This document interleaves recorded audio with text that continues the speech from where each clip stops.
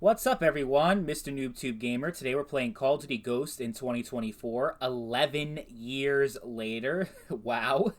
It's like, when I say it out loud, like, obviously I know how much time has passed, but when I actually say it into words, it really, it feels so real, and it's like, damn, it's like so long ago, and I feel so old because I was around when this game came out. I was a sophomore in high school, so I'm starting to get up there in age. I know I look a lot younger and sound a lot younger than I actually am, which, is a blessing, but when I'm 40, it's going to be kind of weird.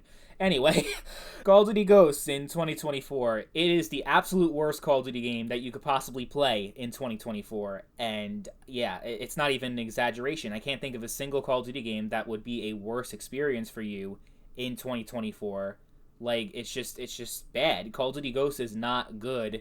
So when I say that, I don't mean the game itself is bad, because I know there are a lot of people that loved Call of Duty Ghosts and they're going to automatically leave a dislike on the video. Let me be clear.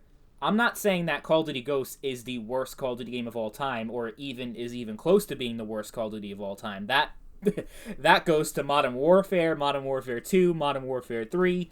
I'd put Cold War up there, and Call of Duty Vanguard. Those are the top 5 worst COD games.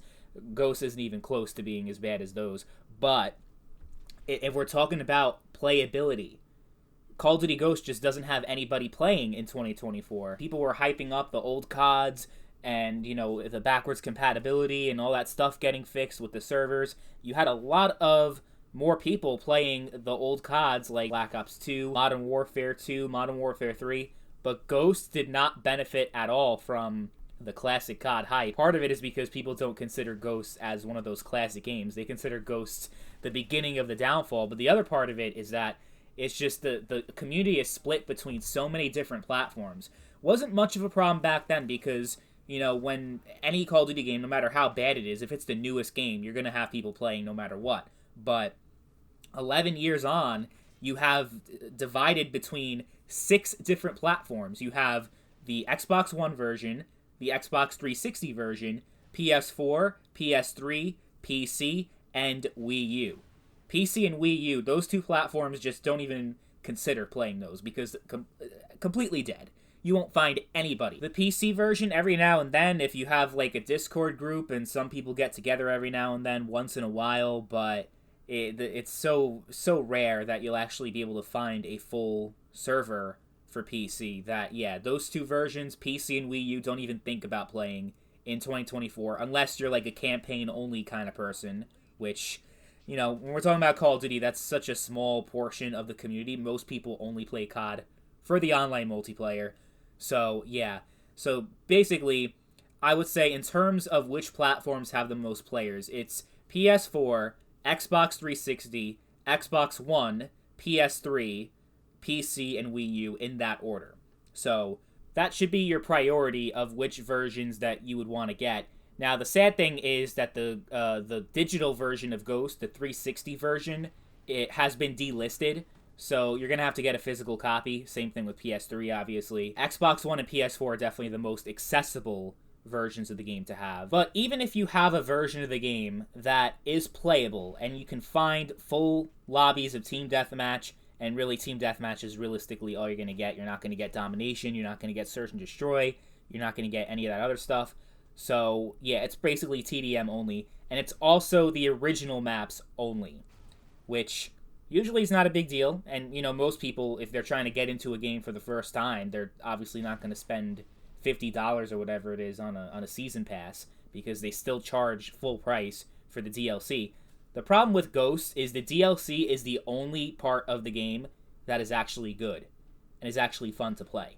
Because the base maps in Ghosts are complete dog shit. They are awful, terrible maps, some of the worst in all of Call of Duty history. Not quite Modern Warfare 2019 levels of bad. We're not talking about Azure Cave levels of bad or Piccadilly Euphrates Bridge, but some of these maps are just awful to play on. Like, I would say, honestly, Strike Zone and Freight, they're the only 2 good maps in the entire base game. Stonehaven, don't even get me started with Stonehaven. That map is also not very good.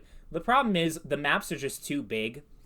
It's too much open space. Most of the time you're running around looking for someone, looking for an enemy to kill.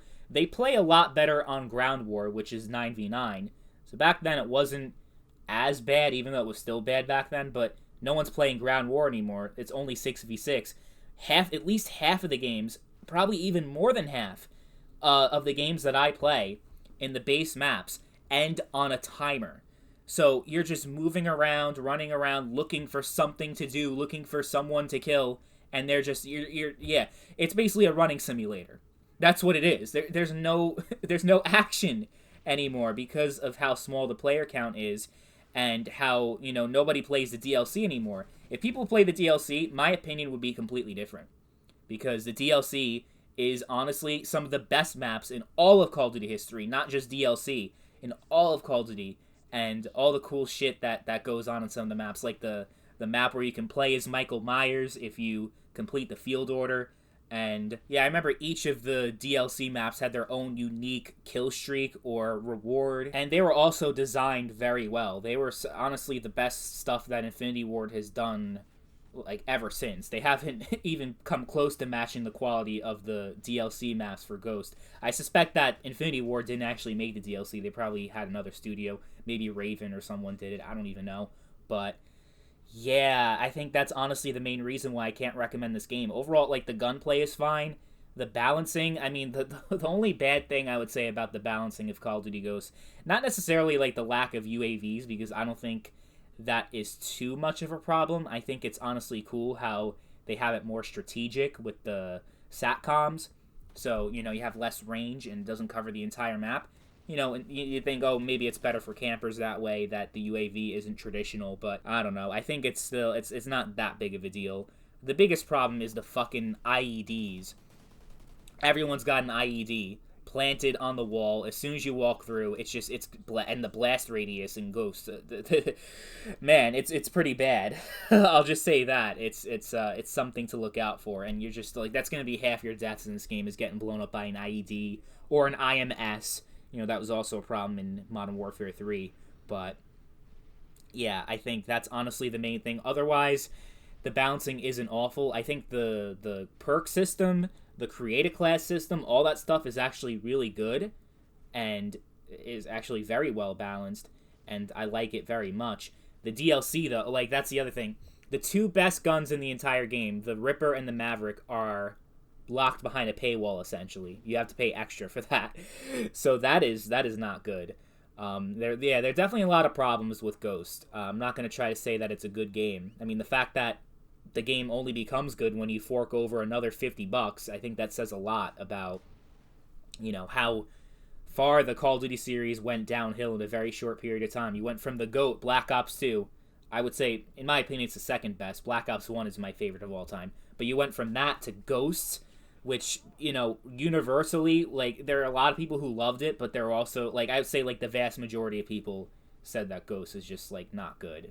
And it's definitely not near the same level of quality as Black Ops 2 and the other games in the Call of Duty series. Like, from Call of Duty 4 to Black Ops 2, Ghost isn't anywhere near any of those games in terms of fun factor, in terms of quality, all that stuff. Single player is very good, but, again, that's not really the point of Call of Duty. Extinction is also good. I'm going to make a separate video on that, but it's, it's fun. It's still, nothing compared to zombies, like the Treyarch zombies. It's not, no.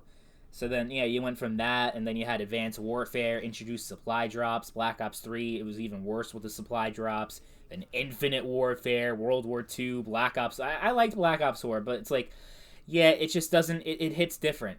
It definitely hits different.